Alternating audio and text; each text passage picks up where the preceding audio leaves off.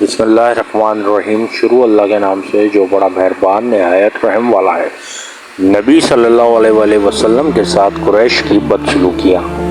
مکہ میں ابو لہب حضور صلی اللہ علیہ وآلہ وسلم کا قریب ترین ہمسایہ تھا۔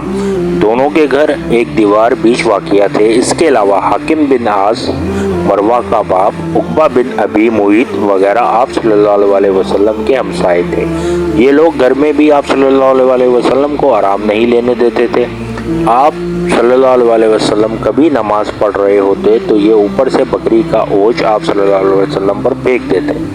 کبھی صحن میں کھانا پک رہا ہوتا تو یہ ہنڈیا پر غلاظت پھینک دیتے۔ حضور صلی اللہ علیہ وآلہ وسلم باہر نکل کر فرماتے، اے بنی عبد مناف، یہ کیسی ہمسائیگی ہے؟